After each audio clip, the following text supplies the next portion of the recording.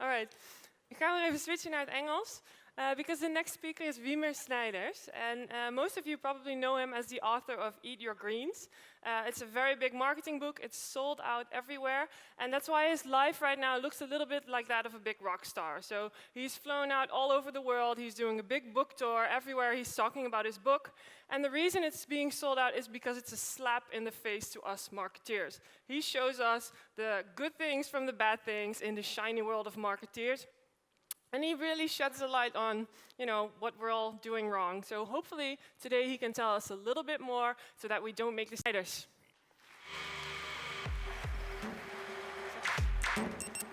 Hello. My name's Wiemer. I'm here to take off the wheel caps of some really good old stuff because I think it's valuable, but we just seem to have forgotten about it. Does anybody know why this car is cool? Has anybody seen the movie?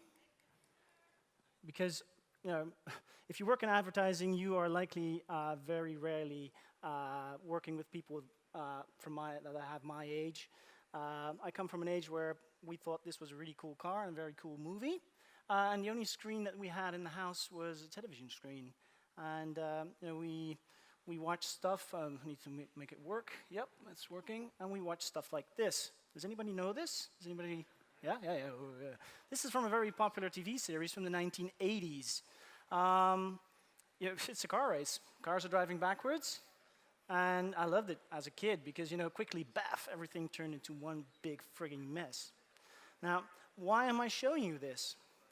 Because I think as an industry, we're doing exactly the same thing. We're stuck in reverse and we're driving backwards. It has to do with the fact that since the 80s, we've had much more data and technology available to better understand the people to whom we want to sell our stuff. That's marketing for you. But we're always infatuated with the next big thing.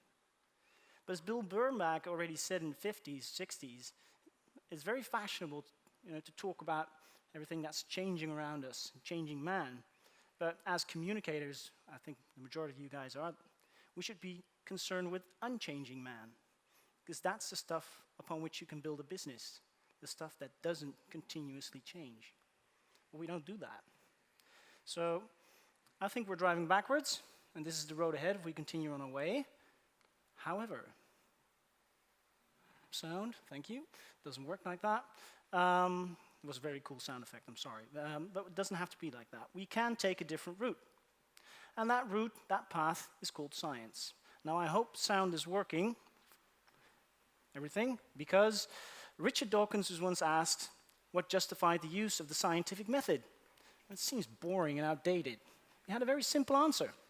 If you base medicine on science, you cure people. If you base the design of planes on science, they fly. If you base the design of rockets on science, they reach the moon. It works, bitches.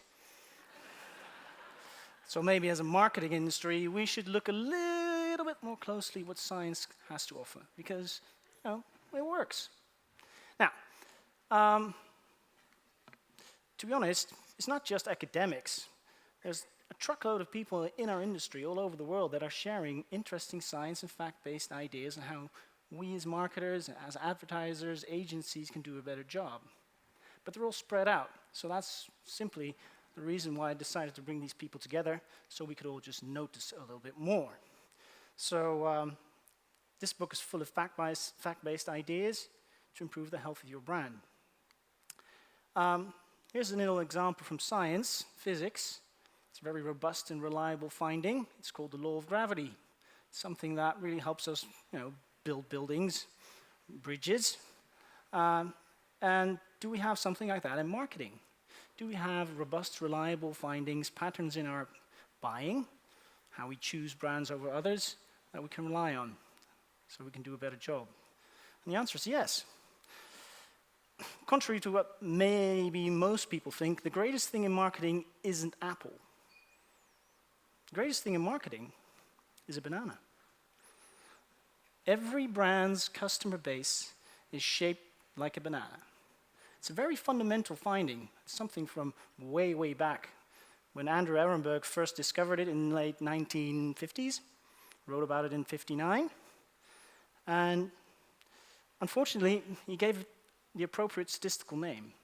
He called it the negative binomial distribution, which is, as you can see, a really hard name to remember. Nobody talks about the negative binomial distribution. So this is my simple, humble attempt of making that very important finding, very fundamental finding, a little bit more memorable. Because it provides a very important lesson. It tells you that a lot do a little, and a few do a lot.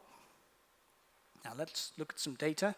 But if you learn to look at consumer behavior through that lens, a lot of things will fall into place. Your work will become a lot simpler, and you will become much more effective and successful as a result. And that's what we'll be discussing in the remainder of this talk. So let's look at some data, because we don't often see that shape, that pattern. It's because we report on our consumers in a very different way. We typically split them up in light, medium, and heavy buyers. And even in services, we talk about our top 20% customers. So it looks something like this. This is work that I've done in beverages about a year and a half ago.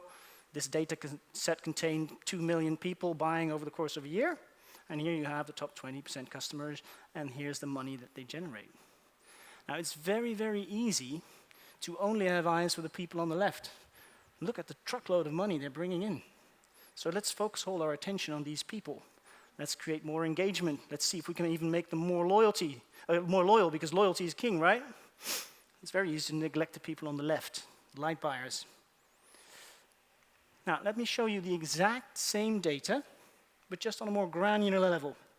So again, it's just purchasing on the bottom, but just smaller groups.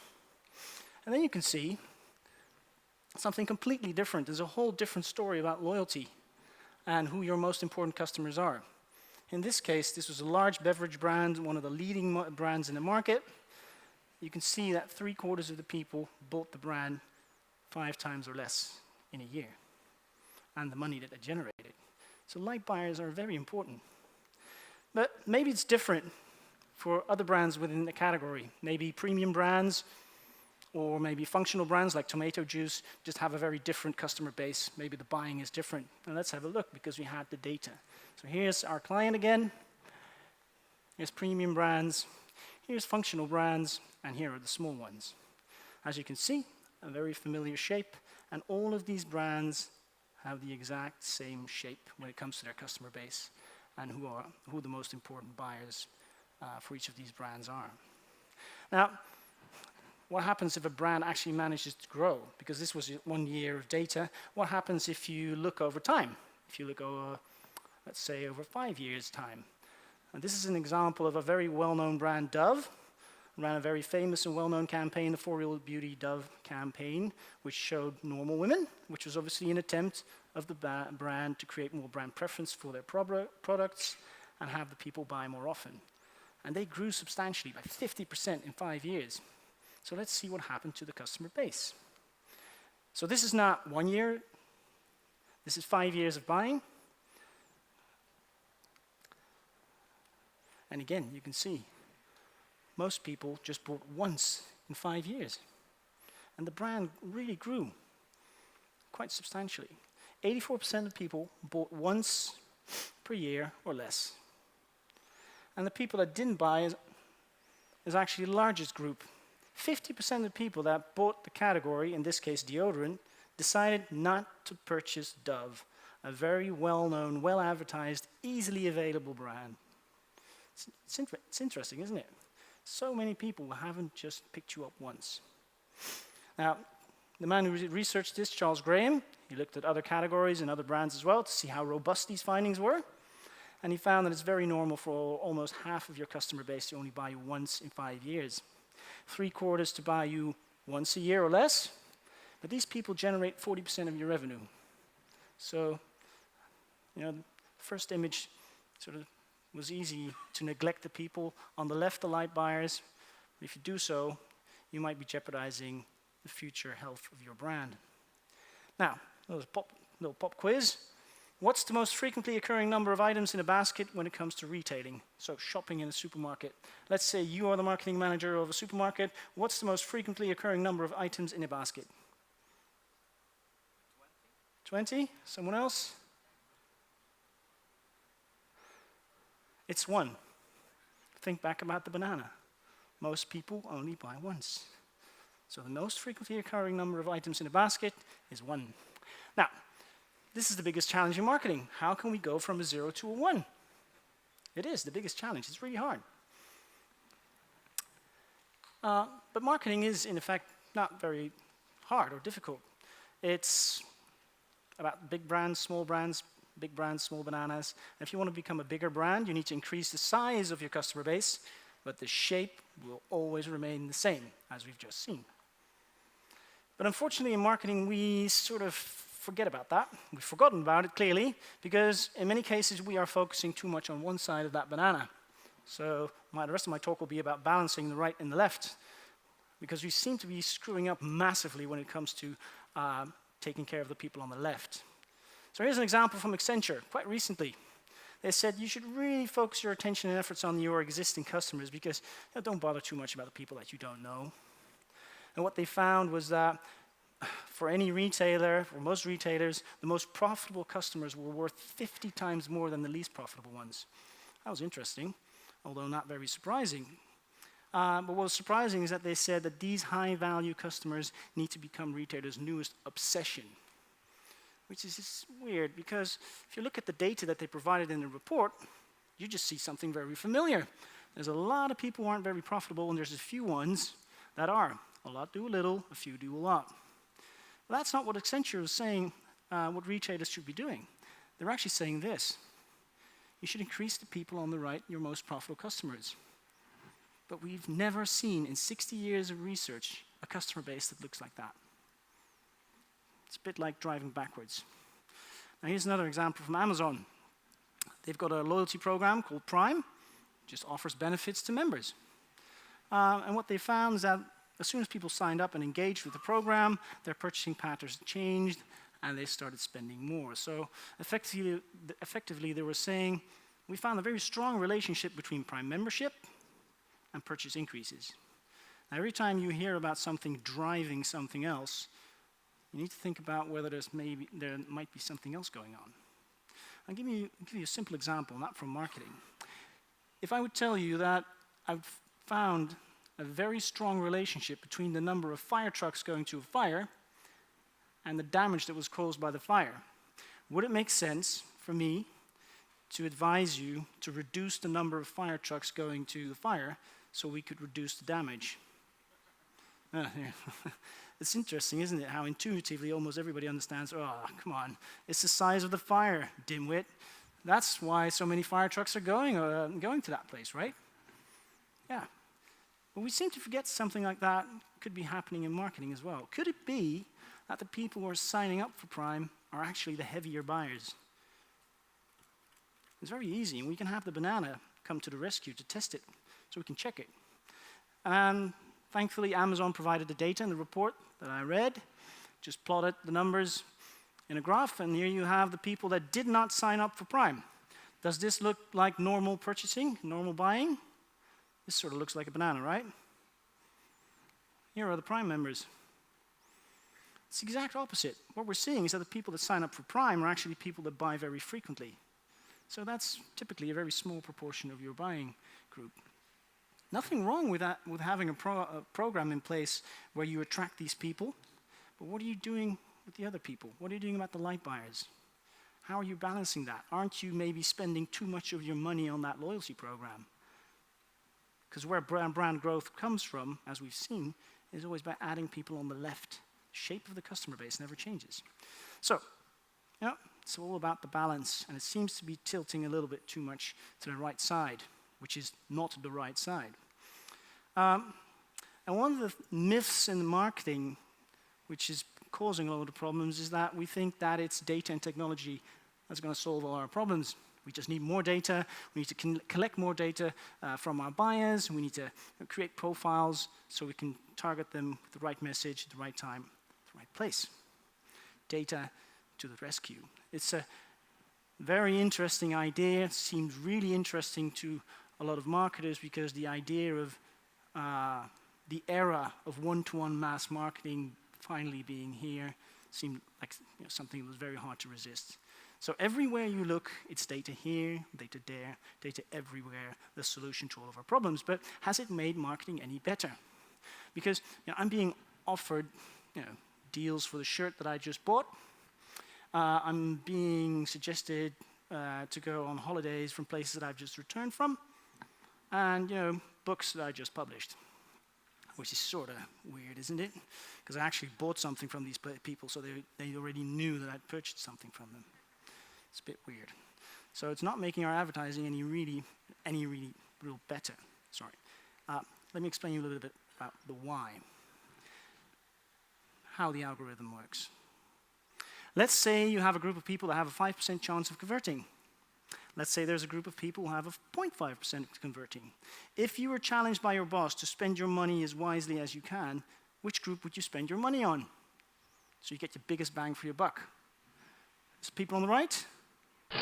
Yeah, these guys have a 10%, so 10-fold more higher likelihood of buying your brand. So that's very efficient way of spending your money. However, think back about the banana. The people on the left have a very low chance of converting. They buy your brand once in 3 years, maybe, right? People on the right have a very high chance of converting.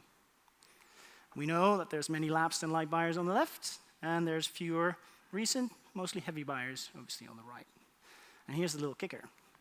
The people on the left actually need a higher, or have a higher need to be advertised to. They don't give a fuck about your brand. They buy you once every 3 years.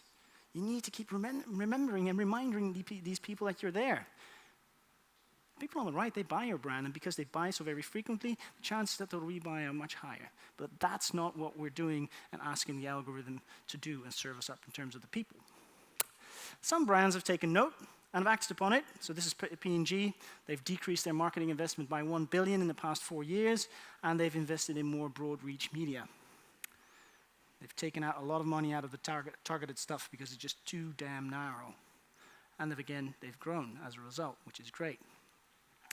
And it's just also because if you think about TV and reach, broad reach media, and this is an extreme example of Super Bowl audience, you can see that these type of media are very good at reaching the people that you want to reach.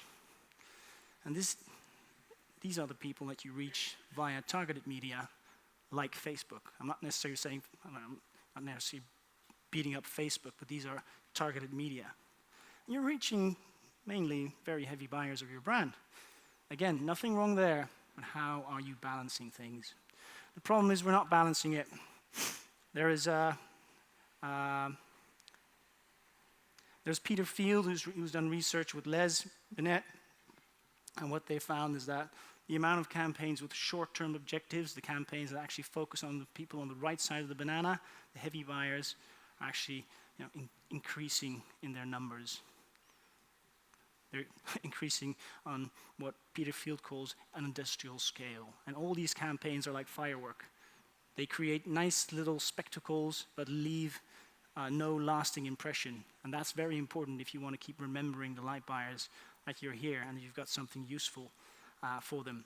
But not necessarily today, but maybe when they choose to buy you in 2 or 3 years. And there's another thing about the targeting which is a bit worrisome. Brands are a collection of meanings, a shared understanding of what the brand stands for. And if we continue down the path of targeting even further and further and further, and the communication becomes largely private, a Rolex buyer won't be able to signal his status, or an Adidas sneaker buyer to signal his status to others if people don't know what the brand stands for. You'll be killing your brand if you target too much. Now, just to conclude, could you tell me which brand this is? Come on. Yeah, exactly. Good. You're not crazy. This is what most people would say. Now, I'm showing you this because there's another thing that we need to keep in mind when we create advertising and campaigns. And we think about to whom we're mostly selling. Because this is what happens if you don't realize most buyers don't really pay a lot of attention, especially to the stuff from the top right corner. They're using cues to quickly determine which brand this is. And Häagen-Dazs is obviously, just simply advertising for their competitor. It's a bit screwed, isn't it? And think about the light buyers. Those people just don't know what the brand looks like, essentially. They've got some very simple cues that they use to navigate. And you can get up in all sorts of trouble if you're not consistent. So that's important as well.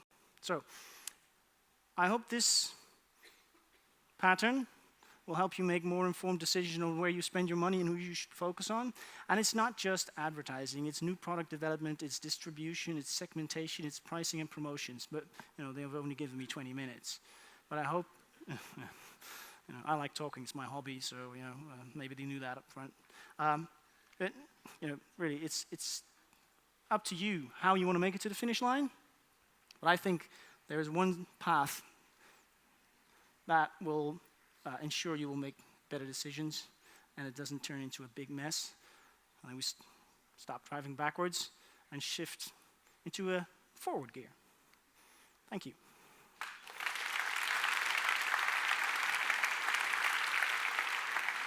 Dankjewel. Thank you, Wiemer. Oké, jullie hebben zo meteen weer heel even pauze. Om 2 uur zie ik jullie hier graag even terug. Je kan kiezen voor dit stage, de next stage of een van de workshops. Daar zijn nog plekken voor, dus als je daar nog voor wil aanmelden, meld je dan graag in het restaurant. Tot straks!